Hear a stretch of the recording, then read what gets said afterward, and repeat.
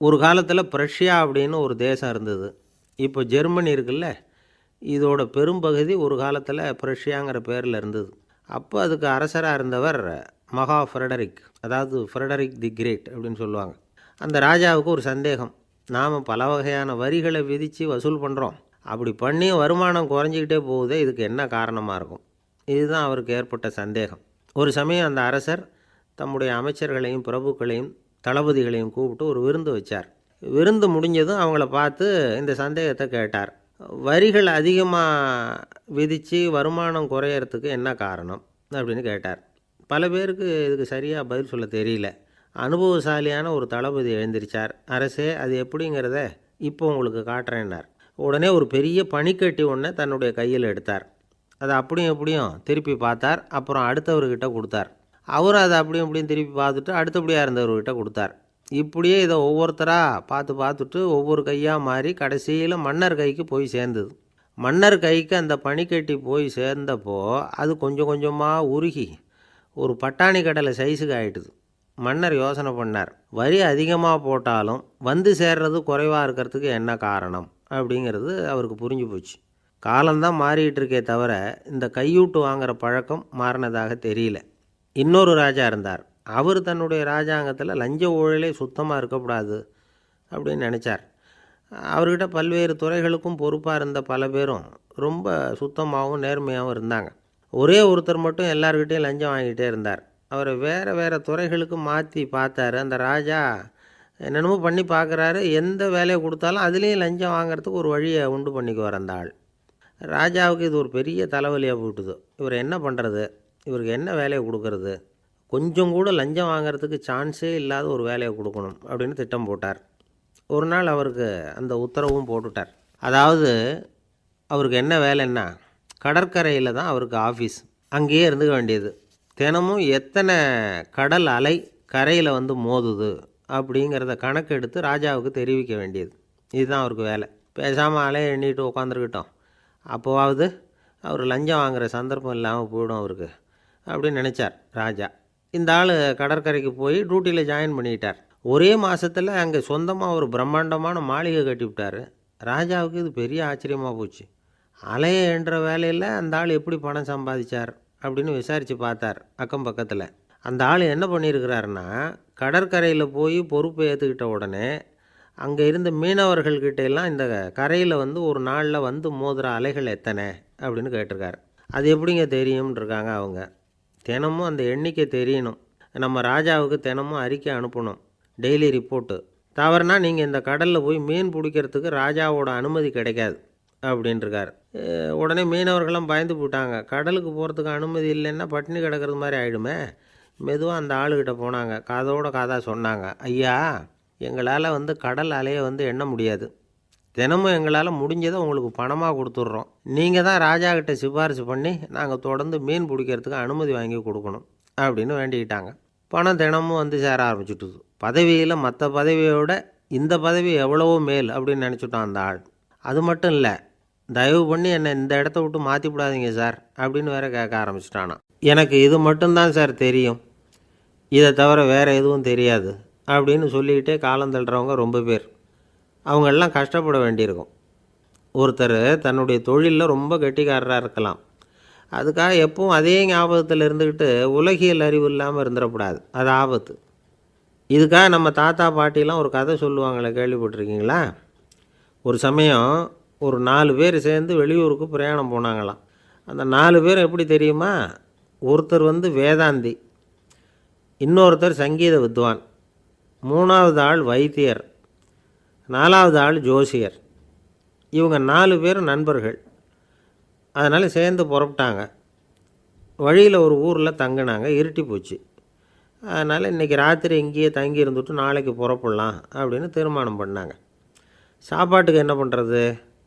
அங்கேயே கடத்தெருவுக்கு போய் சாமான்லாம் வாங்கியாந்து சமைச்சி சாப்பிட்லாம்னு முடிவு பண்ணாங்க.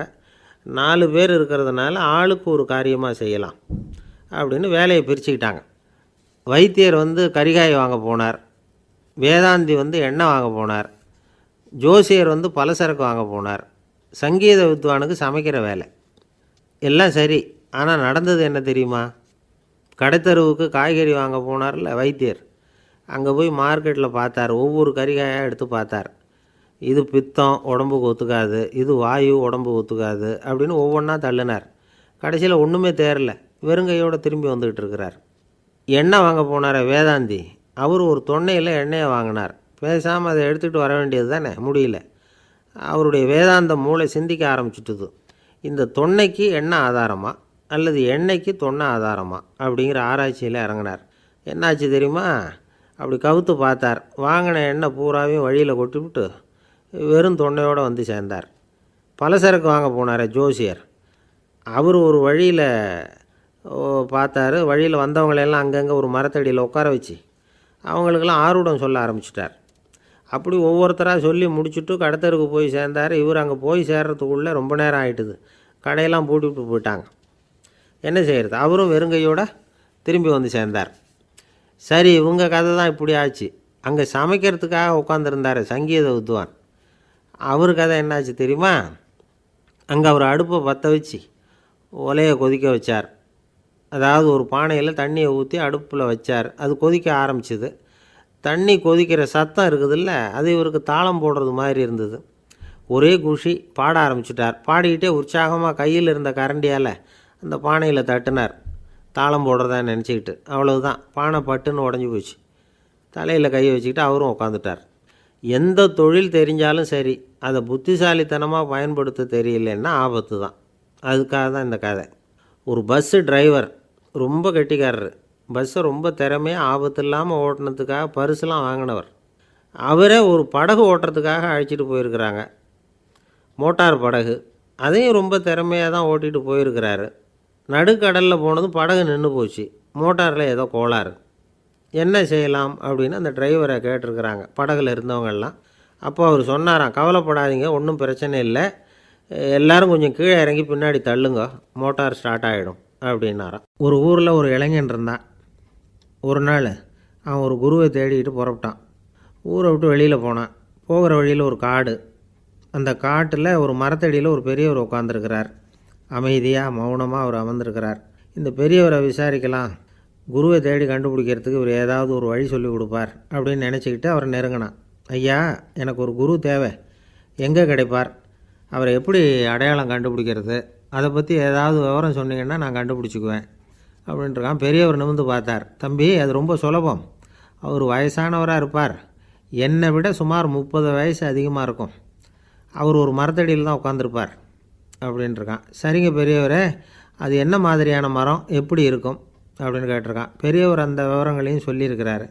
அது மட்டும் இல்லை, சந்திக்கிற நாள், நேரம், வினாடி முதற்கொண்டு எல்லா விவரங்களையும் துல்லியமாக சொன்னாராம். இவ்வளவு விவரங்களை இவரால் எப்படி சொல்ல முடியுது அப்படின்னு இவனுக்கு ஆச்சரியம். இருந்தாலும் அந்த பெரியவர் கடைசியாக ஒரு விவரம் சொன்னார். அது என்ன தெரியுமா? எப்படியும் நீ அவரை சந்திக்கிறதுக்கு ஒரு 30 வருஷம் ஆகும் அப்படின்னு சொல்லிவிட்டாராம். ரொம்ப நன்றிங்க பெரியவரே அப்படின்னு சொல்லிவிட்டு அந்த இளைஞன் புறப்பட்டுருக்கான். இப்போ அவனுக்கு குரு பற்றின விவரம் எல்லாம் கிடச்சிட்டுது, சந்திக்கிற நேரமும் தெரிஞ்சுட்டுது. ஆனால் 30 வருஷம் அவரை தேடி அலைய வேண்டியிருக்குமே. அவன் தேட ஆரம்பித்தான். காடு மலை எல்லாம் சுற்றி அலைஞ்சான். பல வருஷங்கள் தேடினான், அழுத்து போயிட்டான். கடைசியில் அவனுக்கும் வயசாகிட்டுது. கடைசியில் தன்னுடைய சொந்த ஊருக்கே திரும்பி போய்கிட்டு இருந்தான். அங்கே ஒரு மரத்தடியில் அவன் தேடிக்கிட்டு இருந்த குருநாதர் கிடைச்சார். யார் அவருன்னா, 30 வருஷத்துக்கு முன்னாடி வழி சொல்லி கொடுத்தாருல அதே பெரியவர். அவருக்கு இப்போ 30 வயசு அதிகமாக இருந்தது. அதே மரம். அன்னைக்கு பெரியவர் சொன்ன அடையாளம் இப்போ பொருத்தமாக இருந்தது. இப்போ அந்த பெரியவர் சொன்னார், சரியாக வந்து சேர்ந்துட்டேன், வா, உனக்காக தான் நான் இவ்வளவு காலமும் காத்துக்கிட்டு இருந்தேன் அப்படின்னாராம். என்ன சொல்கிறீங்கன்றிருக்கான். 30 வருஷத்துக்கு முன்னாடி என்கிட்ட வந்தியே, அப்போவே என் காலம் வந்து முடிஞ்சு போயிருந்தது. அப்போவே என்ன உனக்கு அடையாளம் தெரியல, அதனால் இவ்வளவு காலம் உனக்காக காத்துட்ருக்கும்படி ஆகிட்டுது அப்படின்னாராம். ஐயா, அப்போவே நீங்கள் சொல்லியிருக்கலாமே, இதுதான் 30 வருஷம் கழித்து நீ சந்திக்க போகிற இடம், நான் தான் உன்னுடைய குரு அப்படின்னு சொல்லியிருக்கலாமே அப்படின்ட்டுருக்கான். அந்த பெரியவர் சிரிச்சுக்கிட்டே இதுக்கு பதில் சொன்னாராம். நான் எவ்வளவோ விவரமாக தான் சொன்னேன், நீ சரியாக புரிஞ்சிக்கல. காரணம், அப்போ நீ போதுமான அளவுக்கு பக்குவம் பெற்றிருக்கவில்லை. அதனால் புரியும் சக்தி இல்லாமல் போயிட்டுதப்போ 30 ஆண்டு காலம் நீ அலைஞ்சி தெரிஞ்சிருக்கிற. அது காரணமாக இப்போ உனக்கு அந்த பக்குவம் வந்துட்டுது. அதனால தான் அடையாளம் காண முடிஞ்சுது, நானே உன்னுடைய குரு அப்படின்னாராம். இதிலேருந்து என்ன தெரியுதுன்னா, ஆன்மீகத்தில் மாணவனாக சேர்றதுக்கு கூட ஒரு பக்குவத்தன்மை தேவைப்படுது. ஒரு பெரிய ஞானி, அவர்கிட்ட சீடனாக இருக்க ஒருத்தன் வந்தான், எதிரில் நின்னான். ஞானி அவனை வெகு நேரம் உற்று பார்த்தார். அப்புறம் சொன்னார், சீடனாக இருக்கிறது ரொம்ப சிரமம்னார். நான் தயாராக இருக்கிறேன்னா. அது இன்னமும் சிரமமாச்சே, இங்கே குருவாக இருக்கிறது மட்டுமே சுலபம் அப்படின்னாராம். அப்படின்னா நான் குருவாகவே ஆயிடுறேன் அப்படின்னானா. இது போலவே இந்த காலத்தில் கதை ஒன்று உண்டு. ஒரு பள்ளிக்கூடத்தில் வகுப்பு ஆசிரியர் மாணவனை திட்டிக்கிட்டு இருந்தார். டேய், நீ 100க்கு 10 மார்க்கு தான் வாங்கிக்கிட்டு இருக்க. இவ்வளவு மோசமாக நீ படித்தா கடைசியில் மாடு மேய்க்கிறது கூட லாய்க்கு இல்லாதவனா ஆகிடுவேன். அதுக்கப்புறம் என்ன செய்ய போகிறேன் அப்படின்னாராம். பையன் தலையை சொரிஞ்சிக்கிட்டே சொன்னானா, சார் அப்படின்னா ஒன்று செய்கிறேன் அப்படின்னானா. இவர் கேட்டிருக்கார், என்ன செய்ய போகிறேன்னு. வேறு என்ன சார், உங்களை மாதிரி ஒரு ஆசிரியர் ஆகிடுறேன் அப்படின்னானா. இமயமலை அடிவாரத்தில் ஒரு மடம். அங்கே ஒரு சன்னியாசி இருந்தார். அவர்கிட்ட ஒருத்தர் வந்தார். சுவாமி, ஆசையை உதற நினைக்கிறேன், முடியல, ஒட்டிக்கிட்டே வருது அப்படின்னாராம். இப்படி உட்கார, ஒரு கதை சொல்கிறேன் அப்படின்னு சொல்லி அவர் சொல்ல ஆரம்பித்தாராம். அவர் சொன்ன கதை என்னென்னா, ஒரு ஊரில் ஒரு ஆள் இருந்தான். அவன் பேர் குப்புசாமி. அவங்ககிட்ட எப்பவும் ஒரு பழைய தொப்பி இருக்கும், விடவே மாட்டான். அதனால் அவனை எல்லோரும் தொப்பி சாமி அப்படின்னு தான் கூப்பிடுறது வழக்கம். ஒரு புது தொப்பி வாங்கிக்கப்படாதாப்பா அப்படின்னு நண்பர்கள்லாம் சொல்லி பார்த்தாங்க. பணத்துக்கு எங்கே போவேன் அப்படின்னு விட்டானா.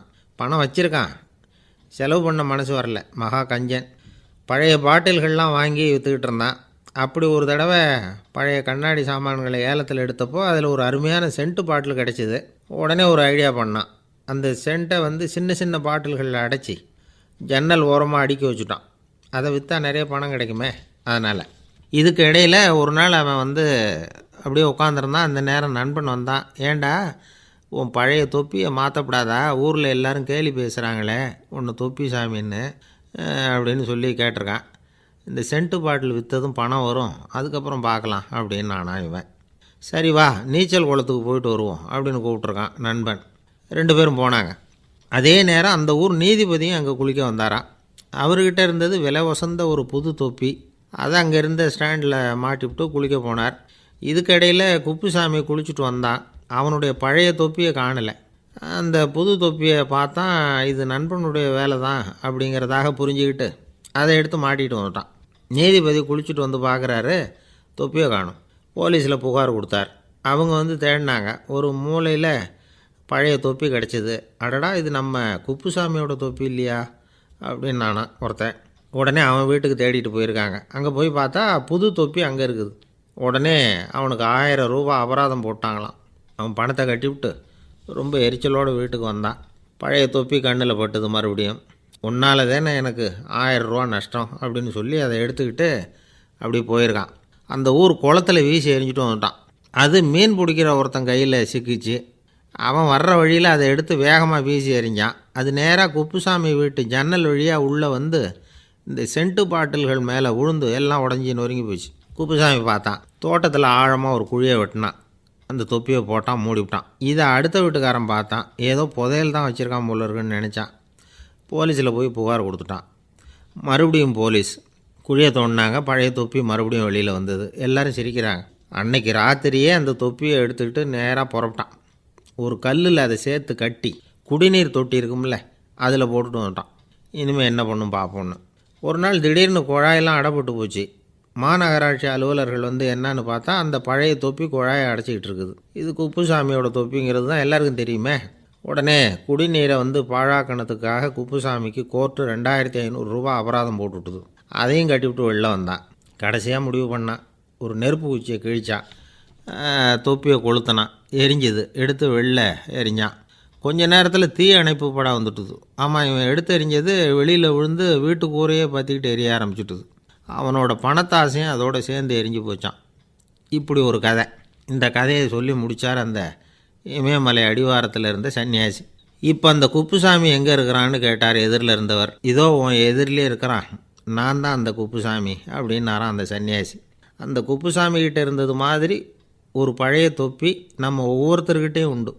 அதை எப்படி தொலைக்கிறதுன்னு தெரியாமல் தடுமாறிக்கிட்டு இருக்கிறோம். அது என்ன தொப்பிங்கிறீங்களா?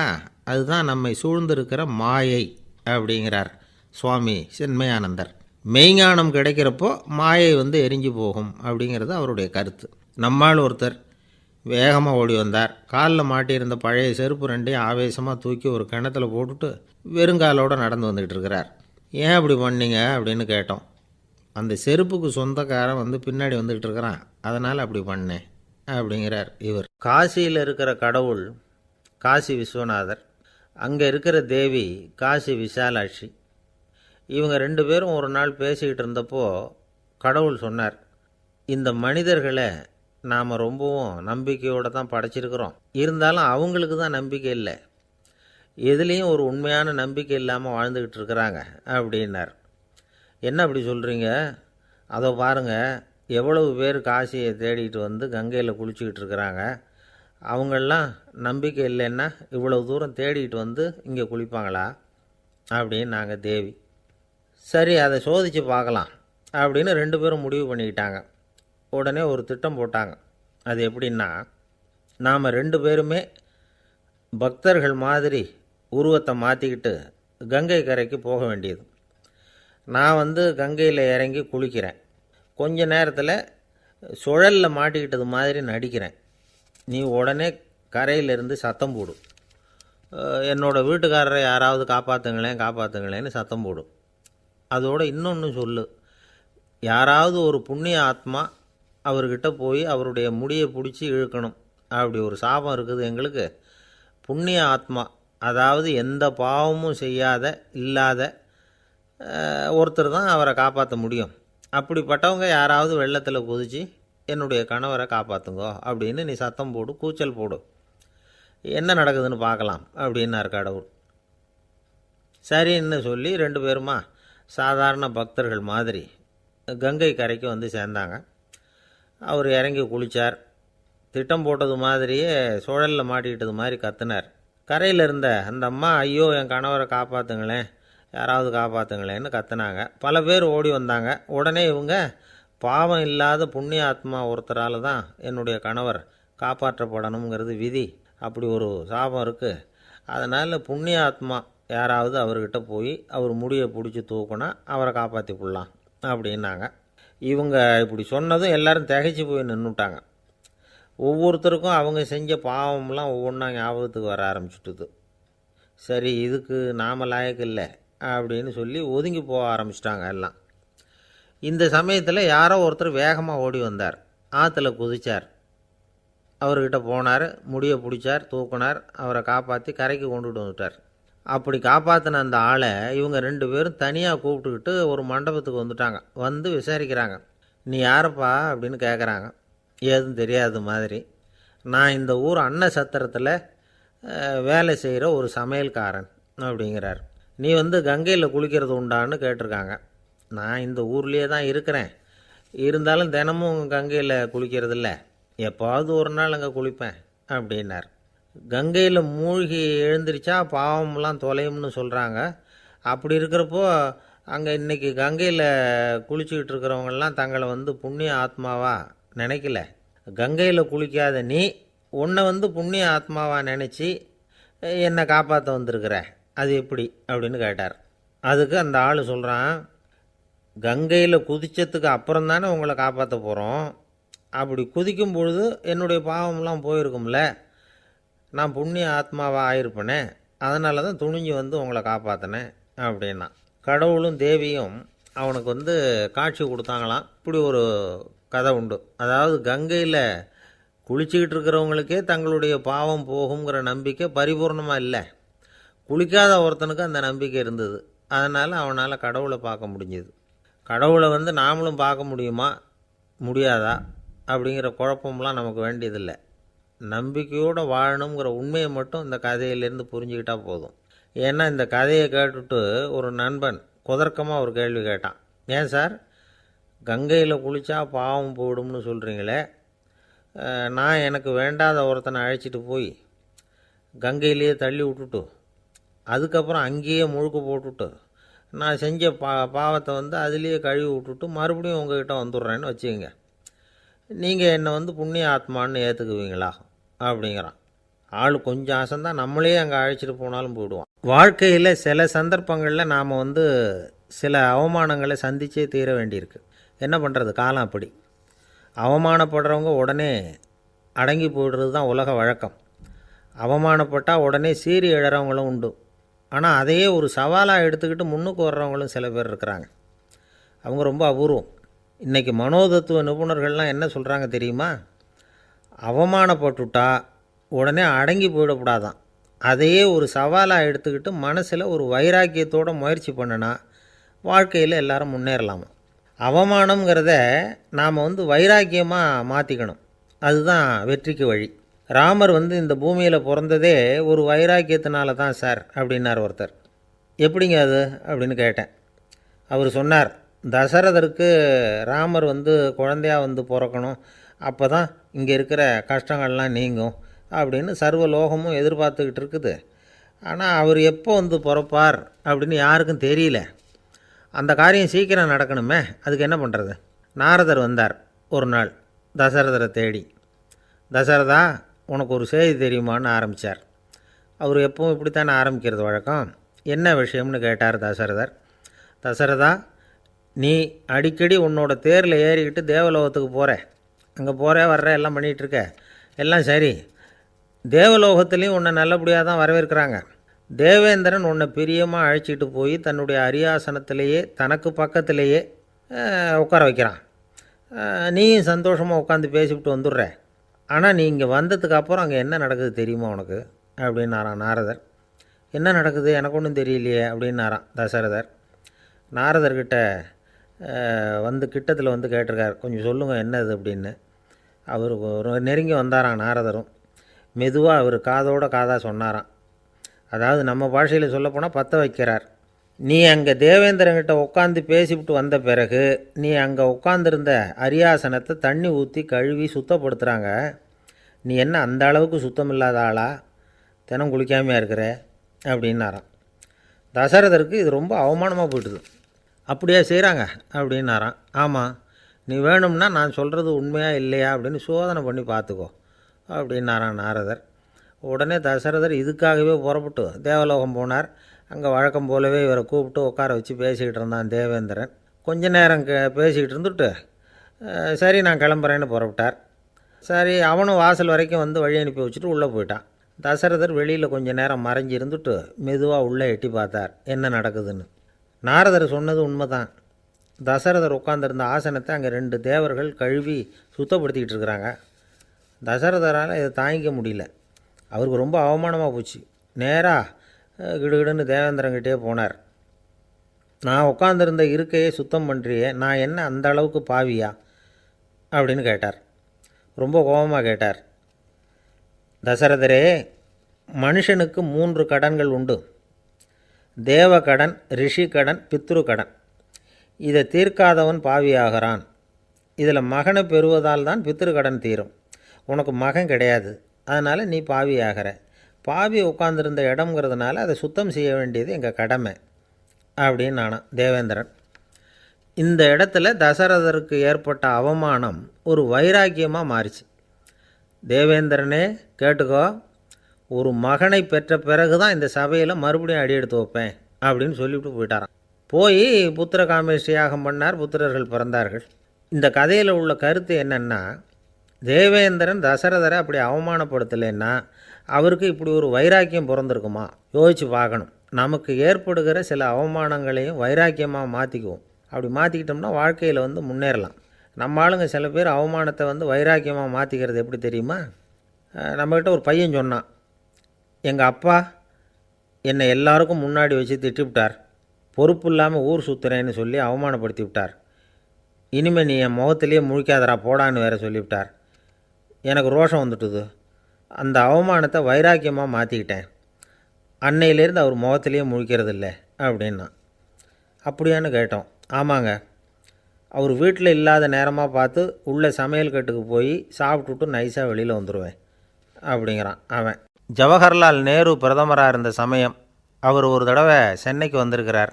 இங்கே சில முக்கிய நிகழ்ச்சிகளில் கலந்துக்கிறதுக்காக வந்திருந்தார். ஆளுநர் மாளிகையில் ஒரு நாள் ராத்திரி தங்கி மறுநாள் புதுடெல்லி புறப்படுறதாக ஏற்பாடு. நிகழ்ச்சியிலெல்லாம் முடிச்சுக்கிட்டு ஆளுநர் மாளிகையில் தங்கியிருக்கிறார். அன்றைக்கு இரவு படிக்கிறதுக்கு ஒரு முக்கியமான புத்தகம் அவருக்கு தேவைப்பட்டது. அந்த சமயத்தில் உலக அளவில் ஒரு முக்கியமான பொருளாதாரம் சம்பந்தமான ஒரு புத்தகம் வெளியாகி இருக்கிற விஷயம் அவருக்கு தெரியும்.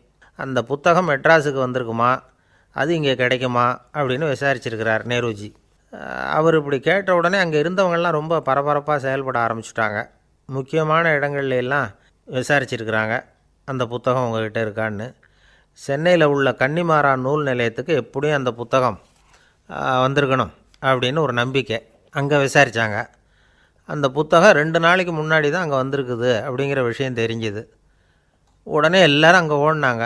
அவங்களுக்கு இன்னொரு சந்தேகம், புத்தகம் வந்திருக்கு சரி, அது இந்த சமயத்தில் வேறு யாரும் படிக்கிறதுக்கு எடுத்துகிட்டு போயிருக்கக்கூடாதே அப்படிங்கிற சந்தேகம் இருந்தாலும் மனசுக்குள்ளே ஒரு தைரியம். இப்படி ஒரு புத்தகம் வெளிவந்திருக்கிற விஷயமே நேருஜி சொல்லி தான் நமக்கே தெரியும். அதுவும் இல்லாமல் உலக பொருளாதாரம் சம்பந்தமான ஏதோ ஒரு புத்தகம் அது. அதை போய் இந்த நேரத்தில் அவ்வளவு ஆர்வமாக யார் எடுத்துகிட்டு போயிட போகிறாங்க அப்படிங்கிற தைரியம். இந்த தைரியத்தோடு அந்த நூல் நிலையத்துக்கு ஓடினாங்க. புத்தகத்தை தேடினா அது கிடைக்கல. யாரோ எடுத்துகிட்டு போயிருக்கிறாங்க. நேருவுக்கு மட்டுமே தெரிஞ்சிருந்த அந்த புத்தகம் பற்றின விஷயம் சென்னையில் வேறு ஒருத்தருக்கும் தெரிஞ்சிருக்குது. உடனே எல்லோரும் பரபரப்பாக அந்த அதுக்குன்னு இருக்கிற ரிஜிஸ்டர் இருக்குல்ல, பதிவேடு, அதை புரட்டி பார்க்குறாங்க யார் எடுத்துகிட்டு போகிறாங்கன்னு தெரிஞ்சுக்கிறதுக்காக. எடுத்துகிட்டு போனவங்க அதில் கையெழுத்து போட்டிருப்பாங்கல்ல, அதை பார்த்து யாருன்னு தெரிஞ்சுக்கலாம் அப்படிங்கிறதுக்காக தான் அதை புரட்டுறாங்க. அதோ அந்த புத்தகத்தோட பேர் பக்கத்தில் அதை எடுத்துக்கிட்டு போனவங்க கையெழுத்து உத்து பார்க்குறாங்க எல்லாரும். அதில் போட்டிருக்குது பேர் CN அண்ணாதுரை அப்படின்னு எழுதியிருந்தது. அவர் தான் பேரறிஞர் அண்ணா. நேரு படிக்க விரும்பின ஒரு புத்தகத்தை அதே நேரம் படிக்க விரும்பின இன்னொரு தலைவர் இவர். படிக்கிறதுல அவருக்கு இருந்த ஆர்வத்தை நாம் தெரிஞ்சுக்கணும்னா அதுக்கு எவ்வளவோ சம்பவங்கள் இருக்குது. கடைசி காலத்தில் அவர் அடையாறு மருத்துவமனையில் படுத்திருக்கிறார். அவருக்கு ஒரு முக்கியமான அறுவை சிகிச்சை செய்ய வேண்டியிருக்குது அவசரமாக. அமெரிக்காவிலேருந்து டாக்டர் மில்லர் வந்திருக்கிறார். அவர்கிட்ட கேட்குறார், டாக்டர் நாளைக்கே அறுவை சிகிச்சை செய்ய போகிறீங்களா அப்படின்னு. ஆமாங்கிறார் டாக்டர் மில்லர். நாளைக்கு மறுநாள் செஞ்சுக்கிறேனே அப்படின்னாரான் அண்ணா. ஏன் ஏதாவது நாள் பார்க்குறீங்களான்னு கேட்டிருக்கார். இல்லை, ஒரு புத்தகத்தை படிச்சுக்கிட்டு இருக்கிறேன், அதை நாளைக்குள்ளே முடிச்சிருவேன், அதுக்கப்புறம் நான் இறந்தாலும் கவலை இல்லை அப்படின்னாரான் இவர். அவர் தான் அறிஞர் அண்ணா. சங்ககால நூல்கள்லேருந்து சமீபத்தில் வந்த நூல்கள் வரைக்கும் எல்லாம் அவர் படிச்சிருக்கிறார். ஒரு திருமண விழாவில் அவர் பேசும்பொழுது சொன்ன விஷயம் இது. சங்க காலத்தில் காதலியை மணக்க விரும்புகிறவனுக்கு அவனுடைய தந்தை வீர சோதனைகள்லாம் வைப்பார். போய் புலிப்பல் கொண்டுக்கிட்டு வா, அப்போ தான் என் பொண்ணை கொடுப்பேன் அப்படின்னு சொல்லுவார். காதலன் உடனே காட்டுக்கு போவான், ஒரு புலியை கொன்று அதனுடைய பல்லை கொண்டுக்கிட்டு வருவான். அதை வீர பதக்கத்தில் பதித்து அவனுக்கு மாமனார் சூட்டுவார் கல்யாண சமயத்தில். இப்போலாம் காதலன் கிட்ட அப்படி சொல்ல முடியாது. இப்போலாம் காதலன்கிட்ட காட்டுக்கு போய் புலிப்பல் கொண்டுக்கிட்டு வான்னு யாராவது சொன்னால் புலி தான் மாப்பிள்ளையாக வந்து சேரும் அப்படின்னார். ஒரு கடைக்கு போனேன், 5 ரூபா பணத்தை எடுத்து கொடுத்தேன். ஒரு தினசரி பத்திரிகையை கேட்டேன். அவர் உடனே அங்கே அடுக்கி வச்சுருந்த பத்திரிகையில் ஒன்று எடுத்து என் கையில் கொடுத்தார். வாங்கிக்கிட்டேன். மீதி பணத்தை எடுத்தார். அதையும் என் கையில் கொடுக்கணும்ல, கொடுக்கல. எதிரில் இருந்த பலகையில் வச்சு எடுத்துக்க சொன்னார். எப்பவும் அவர் அப்படி தான் பண்ணுவார். நானும் எடுத்துக்கிட்டு வந்துடுவேன். இவர் ஏன் இப்படி பண்ணுறாருங்கிறது எனக்கு ரொம்ப நாளாக ஒரு சந்தேகம். ஒரு நாள் அவர்கிட்டயே இதை கேட்டுவிட்டேன். ஏங்க, நீங்கள் உங்கள் கடைக்கு வந்து பொருள்கள் வாங்குறவங்களுக்கு நீங்கள் பாக்கி சில்லறையை கொடுக்குறப்போ பலகையில் வச்சு விட்றீங்க, கையில் கொடுக்க மாட்டேங்கிறீங்களே, ஏன் அப்படின்னு கேட்டேன். காசை கையில் கொடுத்தா நம்மக்கிட்ட இருக்கிற லட்சுமி போயிடுவா சார் அப்படின்னார். அதாவது பணம் செலவாயிடும் அப்படின்னு அர்த்தமா. இன்னொரு நண்பர், அவர் ஒரு நாள் வழக்கத்துக்கு மாறாக ரொம்ப சோகமாக உட்காந்துருக்கிறார். ஏங்க என்னாச்சு, ஏன் இப்படி கப்பலே கவிழ்ந்தது மாதிரி உட்காந்துருக்குறீங்க அப்படின்னு கேட்டேன். கப்பலே கவிழ்ந்திருந்தா கூட நான் இப்படி கவலைப்பட மாட்டேன் சார், வேறு ஒன்று நடந்து போச்சுன்னார். என்னன்னு கேட்டேன். என் உச்சந்தலையில் பல்லி ஒன்று விழுந்துட்டுதுன்னார். அதுக்காகவா இப்படி அப்படின்னு ஆச்சரியப்பட்டேன். ஆமாங்க, பல்லி உச்சந்தலையில் விழுந்தால் பலன் என்னன்னு பஞ்சாங்கத்தில் பார்த்தேன், மரணம்னு போட்டிருக்கு அப்படின்னு சொல்லிவிட்டு அவர் தொடர்ந்து கவலைப்பட ஆரம்பிச்சிட்டார். இப்படியும் ஒருத்தர், என் கூட வேலை பார்க்குற ஒருத்தர் எப்படி தெரியுமா, தினமும் வலது காலை வச்சு தான் ஆஃபீஸுக்கு உள்ளே நுழைவார். என்றைக்காவது தவறுதலாக இடது காலை வச்சு உள்ளே வந்துட்டார்னா அன்னைக்கு பூரா மனசு சங்கடப்படுவார், எந்த வேலையும் சரியாக ஓடாது. கேரம் போர்டு ஆடுற ஒருத்தர் எப்போ ஆட உட்காந்தாலும் ஸ்ட்ரைக்கரை கை தவறி கீழே விழுற மாதிரி பண்ணி அதுக்கப்புறம் அதை எடுத்துக்கிட்டு ஆட உட்காருவார். ஏன்னா எப்போவும் ஒரு தடவை நிஜமாகவே அது கை தவறி கீழே விழுந்திருக்குது. அன்னைக்கு பிரமாதமாக ஜெயிச்சுட்டார். உடனே ஒரு முடிவுக்கு வந்துட்டார், கை தவறுனா லாபம் அப்படின்னு. அதுக்கப்புறம் அதையே பழக்கமாக்கிக்கிட்டார்.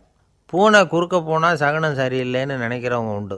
ஆனால் ஒருத்தர் எப்படி தெரியுமா, அவர் வெளியில் கிளம்புற சமயம் பக்கத்து வீட்டு ரேடியோவில் மியாவ் மியாவ் பூனைக்குட்டின்னு பாட்டு சத்தம் கேட்டால் கூட போதும், சகனம் சரியில்லைன்னு பிரயாணத்தை கேன்சல் பண்ணிவிடுவார். இப்போ இவ்வளவும் எதுக்கு சொல்கிறோம்னா, அளவுக்கு மீறின சகுன நம்பிக்கைகள் இருக்குது பாருங்கள், இதோட பயமும் சேர்ந்துக்கிட்டதுன்னு வச்சுக்கோங்க, இது ஒருத்தருடைய மனநிலையை பாதிச்சிடும். இது உளவியல் நிபுணர்கள் சொல்கிற கருத்து. வாழ்க்கையே தடுமாற வச்சிரும். பாதுகாப்பு இல்லாத உணர்வு, ஒரு விதமான டிப்ரெஷன் மனநிலை, இதெல்லாம் தான் இதுக்கு காரணமாக அமையலாம். சில பேர் காய்கறி நறுக்க கத்தியை கையில் எடுத்தால் கூட நேரம் சரியாக இருக்கா அப்படின்னு பார்த்துட்டு தான் வேலையை ஆரம்பிக்கிறது வழக்கம். அறிவு தான் மனசுக்கு வாத்தியாராக இருக்கணும், அப்போ தான் வாழ்க்கை நிம்மதியாக இருக்கும். அறிவு மனசு சொல்கிறபடியெல்லாம் கேட்க ஆரம்பிச்சுட்டுதுன்னா இடைஞ்சல் தான். ஒருத்தருக்கு 7ஆம் நம்பர் தான் ராசியான நம்பரான், 7ஆம் தேதி தான் எந்த காரியத்தையும் ஆரம்பிப்பாராம். 7 எழுத்து வர்றது மாதிரி பேரை மாற்றி வச்சுக்கிட்டார். 7 மணிக்கு தான் தினமும் எழுந்திருப்பார். 7ஆம் நம்பர் வீட்டில் தான் குடியிருக்கார். கல்யாணம் கூட 7ஆம் தேதி தான் பண்ணிக்கிட்டார். அவர் ஒரு நாள் குதிரை பந்தயத்துக்கு போனாராம். குதிரையோட பேரையெல்லாம் பார்த்தார். ஒரு குதிரையோட பேர் 7 எழுத்தில் அமைஞ்சிருந்தது. 7 தானே இவருக்கு அதிர்ஷ்ட நம்பர். அதனால் உடனே அது பேரில் பணத்தை கட்டினார். பந்தயம் நடந்தது. என்ன சார் ஆச்சுன்னு கேட்டாங்க. நான் பணம் கட்டின அந்த என்னோடய குதிரை 7ஆவதாக சேர்ந்தது சார் அப்படின்னாராம் சோகமாக. ஒரு விவசாயி விதைக்கிறதுக்காக வயல்வெளி பக்கம் போகிறார். விதைகளை அள்ளி வீசினார். அப்போ என்ன ஆச்சுன்னா, சில விதைகள் பாதை ஓரத்தில் விழுந்தது, சில விதைகள் முள் செடிகள் மண்டி இருந்த புதருக்கு இடையில் விழுந்தது, சில விதைகள் நல்ல நிலத்தில் விழுந்தது. பாதை ஓரத்தில் விழுந்த விதை என்ன ஆச்சுன்னா, அதெல்லாம் பறவைகள் கண்ணில் போட்டுவிட்டுது. உடனே உட்காந்து கொத்தி தின்னுட்டு போட்டுது. அதிகமாக மண் இல்லாத பாறை பகுதியில் விழுந்த விதையெல்லாம் லேசாக வேர் விட்டு முளைக்க ஆரம்பிச்சிது. அதுக்கப்புறம் வேர் கீழேயும் ஆழமாக போக முடியல, மேலேயும் சூரிய வெப்பம் அதிகம் தாங்க முடியல, எல்லாம் காஞ்சி கருகி போட்டுது. புதர் பகுதியில் சில விதைகள் விழுந்தது இல்லையா, முள் செடிகள் காடாக மண்டி போயிருந்தது. அதனால் முளைச்சி வர்ற செடிக்கு நெருக்கடி அதிகமாக போட்டுது, சரியாக வளர முடியல, விளைச்சலும் சரியாக இல்லை. நல்ல நிலத்தில் விழுந்த விதைகள் மட்டும் நல்லா முளைச்சிது, நல்லா வளர்ந்தது, விளைச்சலும் பிரமாதமாக இருந்தது. இந்த கதையை சொல்லிவிட்டு கேட்க செவியுள்ளோர் கேட்கட்டும் அப்படிங்கிறார் இயேசு பெருமான். ஆமாம், இயேசு கடலில் நின்ற படகு ஒன்றில் உட்காந்துருக்கிறார். கடற்கரையில் ஏராளமான மக்கள் உட்காந்துருக்கிறாங்க. அந்த சமயத்தில் தான் இயேசு ஓமைகள் மூலமாக மக்களுக்கு பல உண்மைகளை சொல்லிகிட்டு இருக்கிறார். மக்கள் அந்த கதையை கேட்டுட்டு ஒன்றும் புரியாமல் முழிக்கிறாங்க. அதை கவனித்த இயேசு அந்த ஓமையை விளக்க ஆரம்பித்தார். இதில் அந்த விதைக்கிறவர் தான் இறைவன். அவருடைய வார்த்தைகளை விதைக்கிறார். அந்த வார்த்தைகளை கேட்கிற மக்கள் அந்த விழுந்த விதைகள் மாதிரி 4 வகையானவர்கள். சில பேர் பாதை ஓரத்தில் விழுந்த விதைகள் மாதிரி இறைவன் வார்த்தைகளை அவங்க கேட்குறாங்க. ஆனால் தீய எண்ணங்கள் செய்கைகள் மூலமாக விதைக்கப்பட்ட வார்த்தைகள் அழிஞ்சு போடுது. இறைவன் வார்த்தைகளை கேட்ட உடனே மகிழ்ந்து போய் உடனே சில பேர் அதை ஏற்றுக்கிறாங்க. இவங்கெல்லாம் அந்த பாறை பகுதியில் விழுந்த விதைகள் மாதிரி. அதனால் இவங்கெல்லாம் வேறு இல்லாதவங்க, கொஞ்ச காலத்துக்கு இறை வார்த்தைகளுக்கு கீழ்ப்படிந்து நடப்பாங்க. அதனால் ஏதாவது இடைஞ்சல் ஏற்பட்டால் உடனே தடுமாறுவாங்க. தங்கள்கிட்ட இருக்கிற நல்ல பண்புகளை விட்டுட்டு பாவ வழிகளுக்கு போயிடுவாங்க. முள் செடிகளுக்கு இடையில் விழுந்த விதைகள் மாதிரி உள்ளவங்க யாருன்னா, இவங்களுக்கு உலக கவலை உண்டு, செல்வத்தின் மீது மயக்கம் உடையவர்கள். உலக ஆசைகள் இவங்களுக்குள்ளே பூந்துடுறதுனால அங்கே இருக்கிற நல்ல பண்புகள் மறைஞ்சு போயிடுது. அதனால் அவங்களும் உபயோகம் இல்லாதவங்களாக ஆயிடுறாங்க. நல்ல மனிதர்கள் நல்ல நிலத்தில் விழுந்த விதைகளுக்கு ஒப்பானவர்கள். இவங்க இறை வார்த்தையை கேட்குறாங்க, அதை ஏற்றுக்கிறாங்க, அவங்களும் நல்லபடியாக வாழுறாங்க, அடுத்தவங்களுக்கும் உபயோகமாக இருப்பாங்க. இதுதான் இயேசு சொன்ன விளக்கம். நல்ல வார்த்தைகளை கேளுங்கள், நல்ல வார்த்தைகளை ஏற்றுக்கொள்ளுங்கள், அடுத்தவங்களுக்கு உபயோகமாக இருங்க. இதுதான் பெரியவங்கள்லாம் நமக்கு சொல்லுகிற உபதேசம். ஒரு அப்பா தன்னுடைய மகனுக்கு உபதேசம் பண்ணார். இதை பாருப்பா, நல்ல வார்த்தைகளை கேட்கணும், எப்போதுமே மகன் அப்பா பேச்சை கேட்குறது நல்லது அப்படின்னாராம். நீ ஏதாவது ஒரு தப்பு பண்ணால் என் தலையில் ஒரு முடி நரைச்சி வெள்ளையாக போடும்பா, நீ செய்கிற ஒவ்வொரு தப்புக்கும் என் தலையில் ஒவ்வொரு முடி வெள்ளையாயிடும் அப்படின்னாராம். பையன் யோசித்தான், அப்பா இப்போ தான் எனக்கு புரியுது, தாத்தாவோட தலைமுடி பூராவும் வெள்ளையாக இருக்கிறதுக்கு என்ன காரணம்ங்கிறது எனக்கு இப்போ தான் புரியுது அப்படின்னானா. ஒரு ஊரில் ஒரு ராஜா இருந்தார். அவர் ஒரு பூனை வளர்த்தார். ரொம்ப செல்லமாக அவர் அந்த பூனையை வளர்த்தார். அவர் என்ன பண்ணுவார் தெரியுமா, இரவு நேரத்தில் அந்த பூனையோட தலையில் ஒரு விளக்க வச்சுருவார். அந்த பூனை ரொம்ப ஜாக்கிரதையாக அந்த விளக்கு கீழே விழுந்துடாமல் பார்த்துக்கும். தலையை ஆட்டாமல் ரொம்ப நிதானமாக ராஜா பின்னாடி நடந்து போய்கிட்டே இருக்கும். அந்த விளக்கு வெளிச்சத்தில் எல்லா வேலைகளையும் செஞ்சுருவார். கையில் ஒரு விளக்கை தனியாக எடுத்துகிட்டு போக வேண்டிய அவசியமே இல்லை. விளக்கை தூக்கிட்டு போகிற வேலையை அந்த பூனை பார்த்துக்கும்.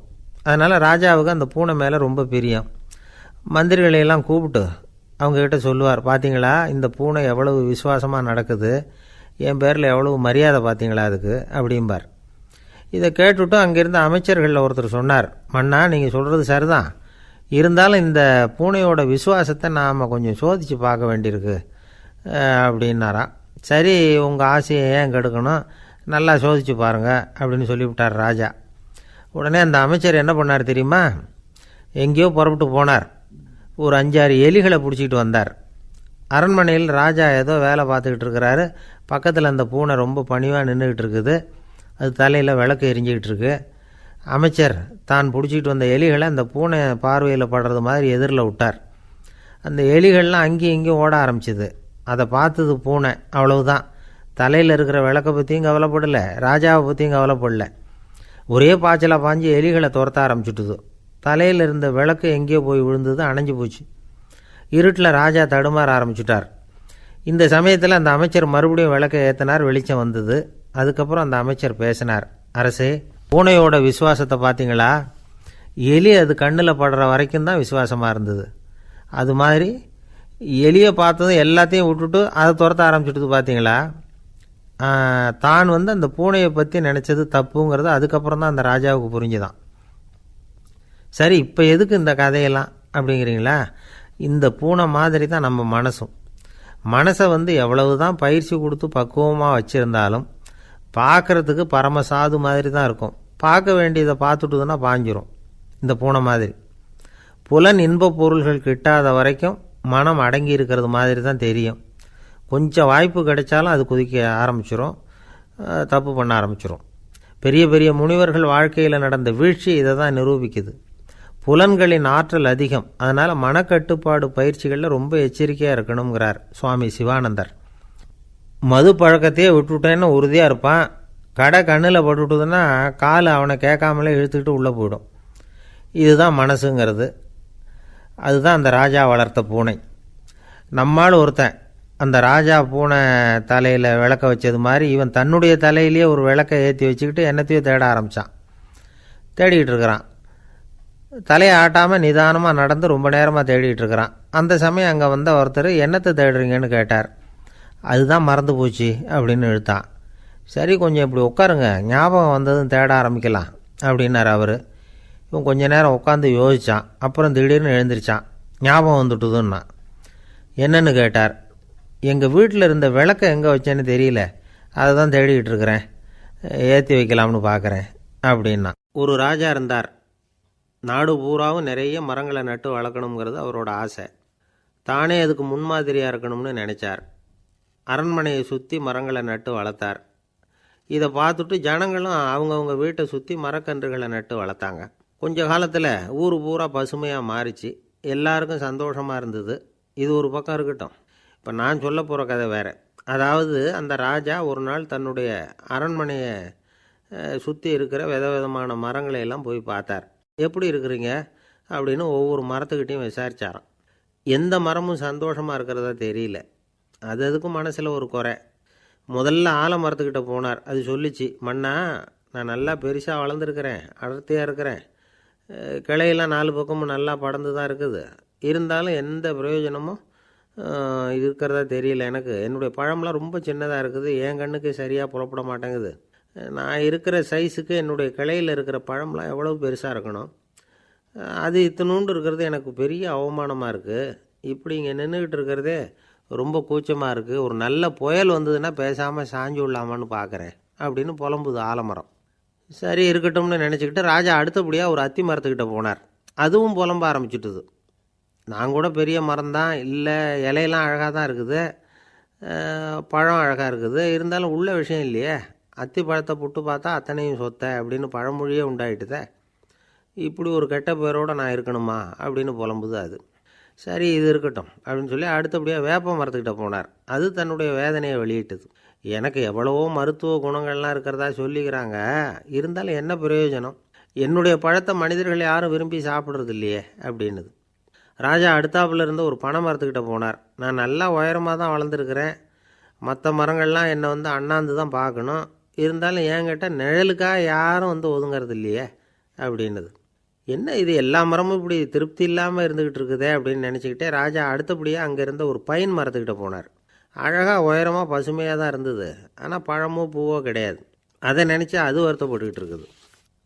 ஓக் மரம் அது ஒன்று நின்றுட்டு இருந்தது. அது என்ன சொல்லிச்சுன்னா, இலை உதிர் காலத்தில் என் மேலே இருக்கிற எல்லா இலைகளும் உதிர்ந்து போடுது, முடி கொட்டின மனிதர்கள் மாதிரி மொட்டையாக நான் நிற்க வேண்டியிருக்குது, என்ன வாழ்க்கை இது அப்படின்னு சொல்லி அழுத்துக்கிட்டது. சரி புளிய மரம் என்ன சொல்லுது பார்ப்போம்னு அதுக்கிட்ட போனால், என்னுடைய நிழலில் யாருமே தங்க மாட்டாங்க, உடம்புக்கு சூடுன்னு ஒதுங்கி போயிடுவாங்க, அடிமரத்தை பார்த்திங்கன்னா பட்டையெல்லாம் உறிஞ்சி பார்க்குறதுக்கே கேவலமாக இருப்பேன் அப்படின்னுது அது. முருங்கை மரம் என்ன சொல்லிச்சு தெரியுமா, என்னுடைய இலை காயெல்லாம் சாப்பிட்றவங்களுக்கு சத்து கொடுக்கறது வாசம்தான், ஆனால் என் உடம்புல சத்தே கிடையாது, கொஞ்சம் வேகமாக காற்று அடிச்சதுன்னா முறிஞ்சி விழுந்துடுறேன், என்ன வாழ்க்கை இது அப்படின்னு சொல்லி அது வருத்தப்பட்டது. ராஜா யோசனை பண்ணார், என்ன இது மரங்கள் வந்து பூமியின் வரங்கள்னு சொல்கிறோம், மழை பெய்யறதுக்கு அதுதான் காரணம், பூமி செழிப்பாக இருக்கிறதுக்கும் அதுதான் காரணம், வீடு கட்டுறதுக்கு மரம், நாற்காலி செய்ய உபயோகப்படுத்துறதுக்கும் அதுதான் உபயோகப்படுது, மனுஷனுக்கு வேண்டிய ஆகாரங்களையும் கொடுக்குது, இப்படிலாம் இருந்தும் எல்லா மரமும் நிம்மதி இல்லாமல் இருந்துக்கிட்டு இருக்குதே அப்படின்னு நினச்சார். அப்போது அங்கே இருந்த ஒரு மகிழ மரம் அவர் கண்ணில் பட்டுது. அந்த மரம் மட்டும் கொஞ்சம் நிம்மதியாக மகிழ்ச்சியாக இருக்கிறது மாதிரி தெரிஞ்சுது. உடனே ராஜா அதுக்கிட்ட போனார். உனக்கு மனசில் எதுவும் குறை இல்லையான்னு கேட்டார். இல்லை, நான் சந்தோஷமாக தான் இருக்கேன்னு அந்த மகிழ மரம். அப்படியான்னு ஆச்சரியமாக கேட்டார் ராஜா. ஆமாம் மன்னா, இந்த இடத்துல நீங்கள் ஒரு முருங்கை மரத்தையோ வேப்ப மரத்தையோ கூட நட்டிருக்கலாம், ஆனால் இந்த இடத்துல நடுறதுக்கு என்ன தேர்ந்தெடுத்துருக்குறீங்க, அதுவே எனக்கு பெருமை, அதுவே எனக்கு திருப்தி அப்படின்னு தான் மகிழ மரம். மகிழ மரம் சாதாரணமாக தான் இருக்கும், இளம் மஞ்சள் நிறத்தில் பூக்கள், அது காய்ந்தும் மனம் வீசும். மகிழ மரம் மாதிரி மன திருப்தியோடு வாழறதுக்கு நாம் கற்றுக்கணுமா. நாம் இந்த உலகத்தில் ஒரு நாயாவோ நரியாவோ கூட பிறந்திருக்கலாம், மனுஷனாக பிறந்திருக்கிறோம், அதுவே பெருமை தானே. இந்த நிறைவு தான் மகிழ்ச்சியின் ரகசியம். ஒரு பையன் அப்பா கிட்ட போய், அப்பா நீங்கள் இந்த உலகத்தில் ஒரு மனுஷனாக பிறந்தது என்னோட அதிர்ஷ்டம் நானா. ஏண்டா அப்படி சொல்கிறேன்னு இருக்கார் அப்பா. நீங்கள் ஒரு கரடியாக பிறந்திருந்தா இந்நேரம் நானும் ஒரு கரடி குட்டியாக தானே இருந்திருப்பேன் அப்படின்னு நானா பையன். இந்த உலகத்தில் நாம் நல்லபடியாக இருக்கணும்னா அதுக்கு முக்கியமாக தேவைப்படுறது ரெண்டு. ஒன்று செல்வம், இன்னொன்று அறிவு. சரி, இது ரெண்டில் சிறந்தது எது அப்படின்னு ஒரு கேள்வி கேட்டால் என்ன பதில் சொல்கிறது? இதே கேள்வியை ஹஸ்ரத் அலி அவர்கள்கிட்ட கேட்டாங்களாம். அவர் ஒரு பெரிய அறிஞர். கேள்வி கேட்டவங்களும் சாதாரண ஆட்கள் இல்லை, இவங்களும் அறிஞர்கள். ஒரு நாள் ஹஸ்ரத் அலி அவர்கள்கிட்ட 10 அறிஞர்கள் வந்தாங்களாம். ஐயா, நாங்கள் 10 பேரும் உங்ககிட்ட ஒரே கேள்வியை தான் கேட்க வந்திருக்கிறோம், ஆனால் எங்கள் 10 பேருக்கும் நீங்கள் தனித்தனியாக பதில் சொல்ல முடியுமா அப்படின்னு கேட்டிருக்காங்க. அதாவது அவங்க ஒரே கேள்விக்கு இவர்கிட்ட இருந்து 10 விதமான பதில் எதிர்பார்க்குறாங்க. சரி கேளுங்க, என்ன கேள்வி அப்படின்னார் அவர். அப்போ தான் அவங்க கேட்டாங்களாம், செல்வம் அறிவு இது ரெண்டில் சிறந்தது எது? இதுதான் கேள்வி. ஹஸ்ரத் அலி என்ன பண்ணார் தெரியுமா? அவங்கள ஒவ்வொருத்தராக கூப்பிட்டார், ஒவ்வொரு விதமான பதிலை சொல்லி அனுப்புனார். முதல்ல ஒருத்தரை கூப்பிட்டார், சொன்னார், அறிவுங்கிறது தீர்க்கதரிசிகள், ஞானிகள், மகான்கள் இவங்களோட பரம்பரை சொத்து, ஆனால் செல்வங்கிறது கொடுங்கோலரின் ஆயுதம், அதனால் அறிவு தான் சிறந்தது அப்படின்னார். ரெண்டாவது ஆளை கூப்பிட்டார், உங்ககிட்ட செல்வம் இருந்தால் நீங்கள் தான் அதை காப்பாற்றணும், ஆனால் அறிவு உங்களை எப்பவும் காப்பாற்றும், ஆகவே அறிவு தான் சிறந்தது அப்படின்னார். மூணாவது ஆளை கூப்பிட்டார், செல்வந்தனுக்கு எப்போதும் விரோதிகள் அதிகம், ஆனால் அறிஞனுக்கு நண்பர்கள் அதிகம், அதனால் அறிவு தான் சிறந்ததுன்னார். அடுத்தவரை கூப்பிட்டார், செல்வம் அடுத்தவங்களுக்கு கொடுக்க கொடுக்க குறையும், ஆனால் கல்விங்கிறது அதிகரிச்சுக்கிட்டே வரும், கொடுக்கறதுனால குறையாது, அதனால் அறிவு தான் சிறந்ததுன்னார். இன்னொருத்தரை கூப்பிட்டார், அறிவுள்ளவன் எப்பவும் அதை அடுத்தவங்களுக்கு வாரி வழங்கிக்கிட்டே இருப்பான், அதனால் அவங்ககிட்ட தாராளத்தன்மை இருக்கும், ஆனால் செல்வந்தன்கிட்ட கஞ்சத்தனம் தான் இருக்கும், அதனால் அறிவு தான் சிறந்ததுன்னார். ஆறாவது நபரை கூப்பிட்டார், செல்வத்தை கள்வர்கள் திருடிட்டு போக முடியும், ஆனால் அறிவை அப்படி திருடிட்டு போக முடியாது அப்படின்னார். 7வது நபரை கூப்பிட்டார். செல்வம் வந்து கால ஓட்டத்தில் அழிஞ்சிரும், ஆனால் அறிவை வந்து கால ஓட்டம் ஒன்றும் பண்ண முடியாது, ஆகவே அறிவே சிறந்ததுன்னார். 8வது ஆளை கூப்பிட்டு சொன்னார், செல்வத்துக்கு எப்பவும் எல்லை உண்டு, நிறை உண்டு, அளவு உண்டு, கணக்கு உண்டு, ஆனால் அறிவுக்கு அப்படிப்பட்ட எல்லை எதுவும் கிடையாது, அதனால் அதுதான் சிறந்ததுன்னார். அடுத்தவனை கூப்பிட்டார். செல்வம் வந்து உள்ளத்தில் உள்ள ஒளியை வந்து போக்கிவிடும், இருட்டை உண்டாக்கிவிடும், விரிந்த மனப்பான்மையை வந்து குறுகலாக்கிவிடும். ஆனால் அறிவு அப்படி இல்லை, இருண்ட உள்ளத்தில் ஒளியை பாய்ச்சி அதை விசாலப்படுத்துது, அதுதான் சிறந்ததுன்னார். கடைசியாக 10வது நபரை கூப்பிட்டார். செல்வம் வந்து மனசில் செருக்கை உண்டாக்குது, ஆணவத்தை ஏற்படுத்துது, அதனால் நானே கடவுள்னு நினைக்கிற அளவுக்கு மனுஷனை வந்து தாழ்த்தி விடுது, ஆனால் அறிவு வந்து பணிவையும் பண்பாட்டையும் வளர்க்குது, அதனால் அறிவு தான் சிறந்ததுன்னார். ஆக இப்படி 10 பேருக்கும் 10 விதமாக பதில் சொன்னது மூலமாக ஹஸ்ரத் அலி அவர்கள் அறிவு தான் செல்வத்தை விட சிறந்தது அப்படிங்கிறதுக்கு 10 காரணங்களை சுட்டி காட்டியிருக்கார். அந்த அறிஞர் 10 பேர் கேட்ட ஒரே கேள்விக்கு 10 பதில் சொன்னார். நமக்கு வேண்டிய ஒருத்தர் 10 பேர் கேட்ட கேள்விக்கு ஒரே பதில் சொல்லி சமாளித்தார். கேள்வி என்ன தெரியுமா? என்கிட்ட வாங்கின கடனை எப்போயா திருப்பி கொடுக்க போகிறேன்? இதுதான் அந்த 10 பேரும் கேட்ட ஒரே கேள்வி. இந்த மாதம் 26ஆம் தேதி தந்துடுறேன் அப்படிங்கிற ஒரே பதில் சொல்லி அவ்வளவு பேரையும் இவர் அனுப்பி வச்சுட்டாராம். எல்லாரும் போனதுக்கப்புறம் இவரை தனியாக கூப்பிட்டு கேட்டிருக்கிறாங்க, அது என்ன சார் கணக்கு, 26ஆம் தேதி அன்னைக்கு என்ன அதிசயம் நடக்க போகுது அப்படின்னு கேட்டிருக்காங்க. அதிசயம் அன்னைக்கு இல்லை, அதுக்கு நாளே நடக்க போகுதுன்னாராம். விவரமாக சொல்லுங்கன்னு இருக்காங்க. வேறு ஒன்றும் இல்லைங்க, 26ஆம் தேதி தானே எல்லாரையும் வர சொல்லியிருக்கிறேன், அதுக்கு நாளே நான் புறப்பட்டு தலைமறைவாயிட போகிறேன் அப்படின்னாராம் ரொம்ப பெருமையாக. துருக்மேனியாவில் அஷ்காபாத் அப்படின்னு ஒரு நகரத்தில் ஒரு புவியியல் விஞ்ஞானி இருந்தார். அவர் ஒரு நாய்க்குட்டி வளர்த்தார். ஒரு நாள் முன்னிரவு நேரம் ஒரு மேஜைக்கு முன்னாடி உட்காந்து அந்த விஞ்ஞானி ஏதோ கணக்கு போட்டுக்கிட்டு இருக்கிறார்.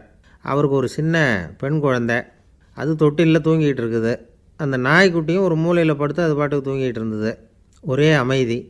அந்த நேரத்தில் திடீர்னு அந்த நாய்க்குட்டி துள்ளி எழுந்திரிச்சிது, நேராக குழந்தைகிட்ட ஓடிச்சு. அந்த குழந்தைய அது போட்டிருந்த ட்ரெஸ்ஸோடு சேர்த்து கவ்வி தூக்குச்சு. தூக்கிக்கிட்டு வாசல் பக்கம் ஓடிச்சு. நாய்க்குட்டி குழந்தைய கவ்வி தூக்க முடியுமாங்கிற சந்தேகம் உங்களுக்கு இல்லையா? நீங்கள் வந்து நம்மூர் நாய்க்குட்டியவே பார்த்து பழக்கப்பட்டிருக்கீங்க, அதனால் நம்புறதுக்கு சிரமமாக இருக்கும். அந்த ஊர்லெலாம் அது வந்து ரொம்ப ஸ்ட்ராங்காக இருக்கும், ஒரு ஏதோ கண்ணுக்குட்டி மாதிரி இருக்கும். விஞ்ஞானி அதை பார்த்துட்டார். உடனே அந்த நாய்க்கு வந்து வெறி பிடிச்சிட்டுதுன்னு முடிவு பண்ணிவிட்டு தன்னோட கை துப்பாக்கியை எடுத்துக்கிட்டு ஓடி வந்தார். அவர் வெளியில் வந்து நாய்க்குட்டி எங்கே அப்படின்னு பார்த்து தேடுறார். அந்த நேரத்தில் அந்த வீடு வந்து இடிஞ்சு விழுது. காரணம் பூமி அதிர்ச்சி. இப்படி பூமி அதிர்ச்சி உண்டாக போகுதுங்கிறது அந்த நாய்க்குட்டிக்கு முன்னாடியே தெரிஞ்சு போச்சு. அதுதான் குழந்தைய தூக்கிட்டு வெளியில் ஓடி வந்திருக்குது. அது மூலமாக அந்த குடும்பத்தையே காப்பாற்றிருக்குது அந்த நாய்க்குட்டி. இந்த சம்பவம் நடக்கிறதுக்கு 3 நாளைக்கு முன்னாடியே சில பிராணிகளுக்கு இப்படி நடக்க போகுதுங்கிறது தெரிஞ்சிருக்குதான். ஆமாம், அந்த நகரத்தில் 3 நாளைக்கு முன்னாடியே பாம்பு, பல்லி இதெல்லாம் அது தங்கியிருந்த வலையை விட்டு வெளியில் ஓடி வந்துட்டுது. அதே மாதிரி அங்கே இருந்த புறாவெல்லாம் பறந்து போயிடுச்சான். இதே மாதிரி யுகோஸ்லோவியாவில் கூட ஒரு நகரம், அங்கே ஒரு நாள் ராத்திரி ஒரு மிருக காட்சி சாலையில் திடீர்னு ஒரு பெரிய கலவரம், கூச்சல், குழப்பம்.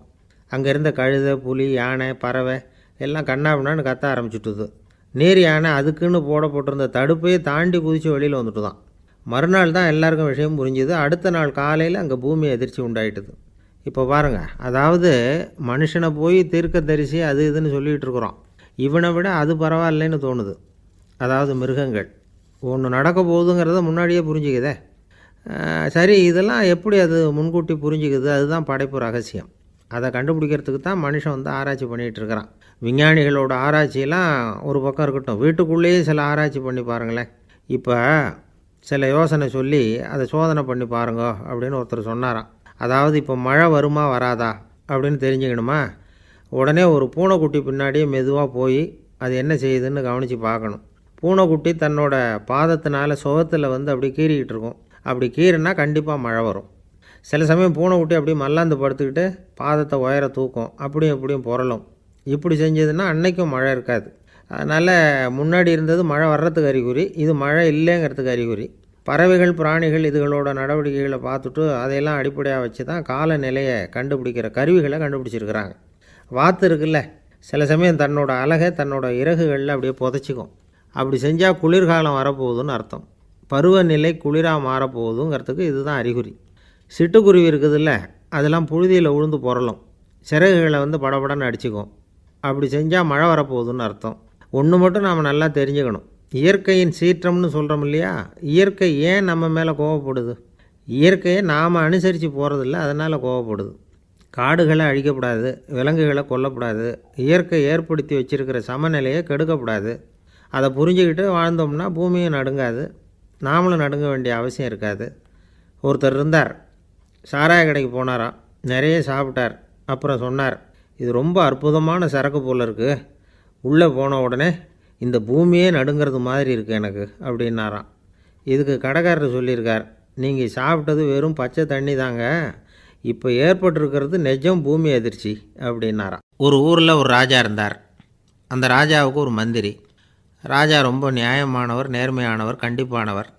தப்பு செய்கிறது யாராக இருந்தாலும் தண்டனை கொடுப்பார். வேண்டியவங்களுக்கு ஒரு நியாயம், வேண்டாதவங்களுக்கு ஒரு நியாயங்கிறதெல்லாம் அவர்கிட்ட கிடையாது.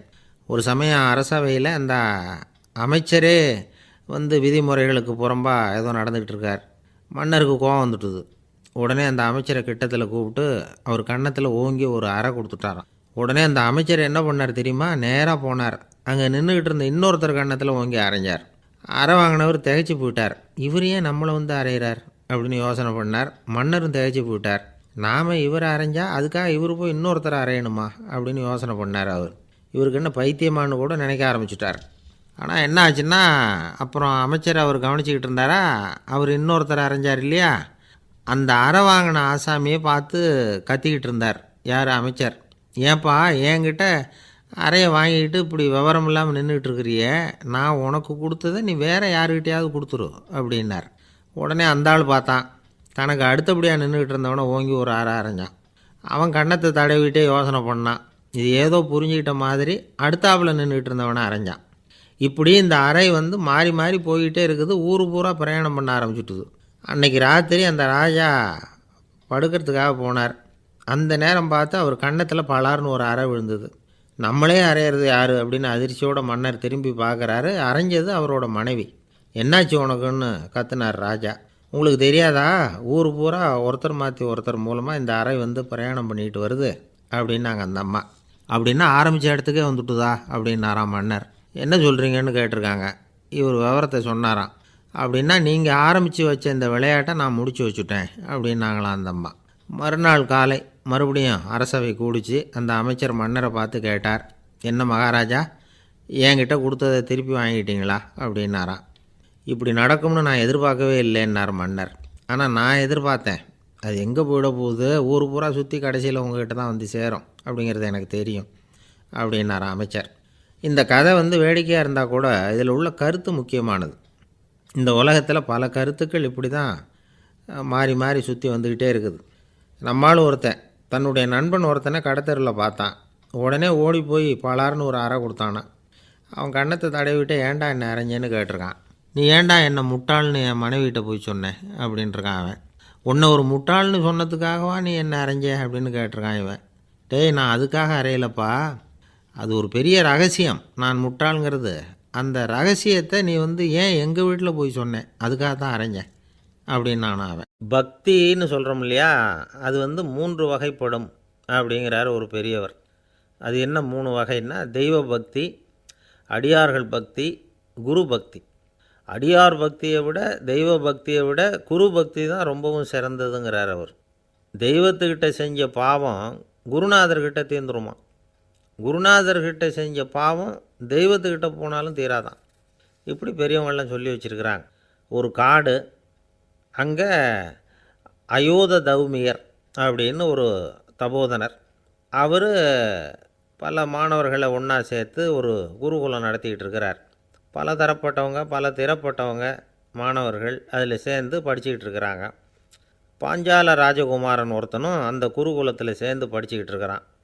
அவன் பேர் ஆருணி. பெரிய இடத்து புள்ள, இருந்தாலும் படுப்பில் ரொம்ப கெட்டிக்காரனாக இருந்தான். அவன் தான் அங்கே முதல் மாணவன். ஒரு நாள் குருநாதர் அந்த அரசகுமாரனை கூப்பிட்டார். நம்ம குருகுலத்துக்கு சொந்தமான வயலில் தண்ணீர் பெருகி வெள்ளம் வந்து பயிரை வந்து அழிக்குதான், அதனால் நீ போய் மடையை அடைச்சிட்டு வந்துரு அப்படின்னார். அந்த அரசகுமாரன் உடனே புறப்பட்டான். குருநாதர் சொல்லிட்டார்ல, உடனே புறப்பட்டான். நான் பெரிய இடத்து பிள்ளையாச்சே, ராஜகுமாரனாச்சே, ரொம்ப செல்வாக்கூட வளர்ந்தவனாச்சே, நான் போய் வயலில் இறங்கி வேலை செய்கிறதா அப்படின்னுலாம் அவன் நினைக்கல. குருநாதர் கட்டளையை நிறைவேற்ற வேண்டியது நம்ம கடமை அப்படின்னு நினச்சான். உடனே ஒரு மண்வெட்டியை தூக்கி தோளில் வச்சுக்கிட்டு புறப்பட்டு போயிட்டான். வயலுக்கு போனான். பார்த்தான், தண்ணி கரையை உடச்சிக்கிட்டு வயலுக்குள்ளே ஏகமாக பாஞ்சிக்கிட்டு இருக்குது. இவன் மண்வெட்டியால் களிமண்ணை புல்லோடு சேர்த்து புல் பற்ற மாதிரி வெட்டி வெட்டி போட்டான். இருந்தாலும் மடையை அடைக்க முடியல. தண்ணி அதை மீறி வந்துக்கிட்டே இருக்குது. தண்ணி வேகமாக வயலுக்குள்ளே போய்கிட்டே இருக்குது. போடுற பத்தையெல்லாம் கரைஞ்சி கரைஞ்சி போயிட்டுருக்கு. இருந்தாலும் இவன் தன்னுடைய முயற்சியை கைவிடலை. வெட்டி வெட்டி போட்டுக்கிட்டே இருக்கிறான். காலையில் அங்கே போனவன் சாயந்தரம் வரைக்கும் இப்படி செஞ்சுக்கிட்டு இருக்கிறான். உடம்பும் மனசும் ரொம்பவும் சோர்ந்து போச்சு. இருந்தாலும் குருநாதர் இட்ட கட்டளையை நிறைவேற்றாமல் இருக்கிறோமேங்கிற ஒரு குறை அவனுக்கு இருக்குது. குரு கட்டளையை நிறைவேற்றாத நான் இன்னமும் இருக்கணுமா அப்படின்னு யோசனை பண்ண ஆரம்பிச்சிட்டான். என்ன செய்யலாம்னு பார்த்தான். நம்ம குருநாதர் இட்ட பணிக்காக இந்த உடம்பையே தியாகம் பண்ணலாம் அப்படின்னு முடிவு பண்ணான். தண்ணி பாயுதில் அதுக்கு குறுக்க விழுந்து அப்படியே மடையை அடைச்சிக்கிட்டு அப்படியே படுத்துட்டான்.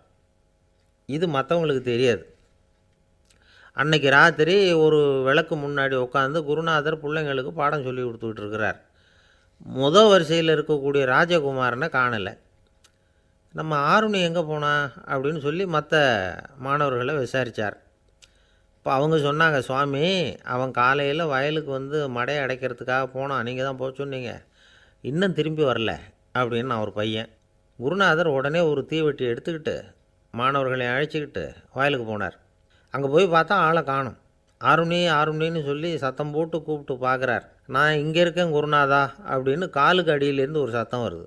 குனிஞ்சு பார்த்தா அவன் மடையில் படுத்துருக்குறான். என்னப்பா இதுன்னார். காலையிலேருந்து இந்த மடையை அடைச்சி பார்த்தேன் சுவாமி, முடியல, அதனால் இப்படி குறுக்க படுத்துட்டேன். என்னை தாண்டறதுக்கு பயந்து போய் தண்ணியை தேங்கி நின்றுட்டுது அப்படின்னா. அவனுடைய குரு பக்தியையும் அவனை தாண்டறதுக்கு அஞ்சு நிற்கிற தண்ணி தேக்கத்தையும் பார்த்துட்டு எல்லாரும் ரொம்ப ஆச்சரியப்பட்டு போயிட்டாங்களாம். ஆருணி எழுந்திரிச்சு வா அப்படின்னு கூப்பிட்டாரான் குருநாதர். அவன் தண்ணீரை பொழந்துக்கிட்டு எழுந்திரிச்சு வந்தானான்.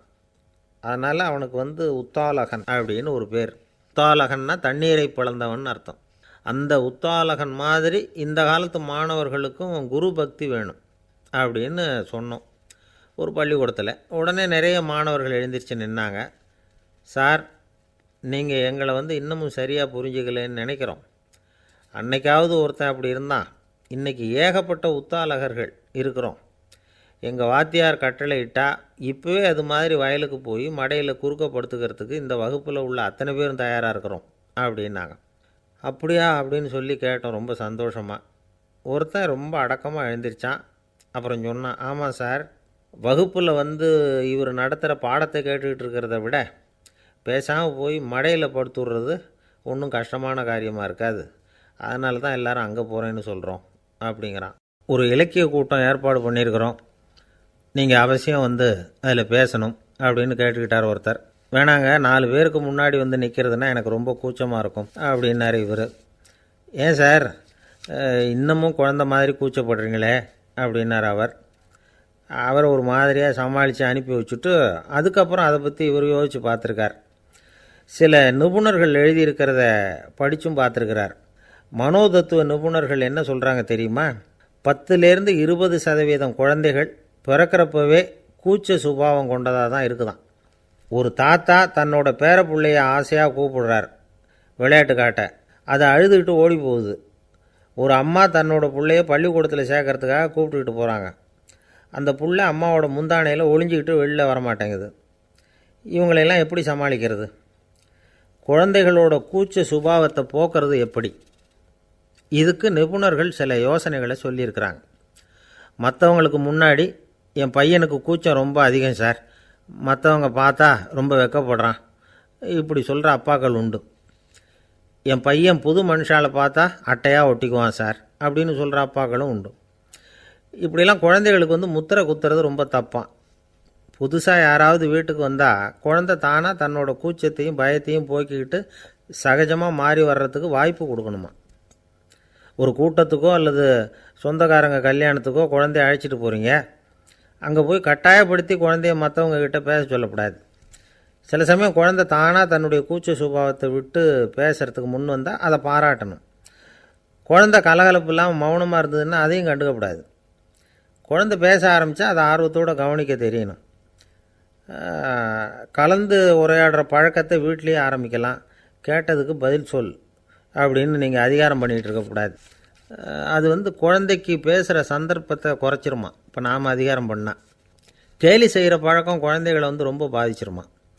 பெரியவங்களானதுக்கு அப்புறமும் சில பேர் கூச்சத்தோடவும் பயத்தோடவும் இருக்கிறதுக்கு இதுதான் காரணம். சின்ன வயசில் அவங்கெல்லாம் ஏதாவது கேலிக்கு ஆளாகி இருப்பாங்க. ரெண்டாவது குழந்தை மூத்த குழந்தைய கேலிக்கு ஆளாகிற சந்தர்ப்பங்களை கண்டு கேலி பண்ணினா அது இளம் நெஞ்சங்களை விட்டு நீங்கிறதே இல்லையா.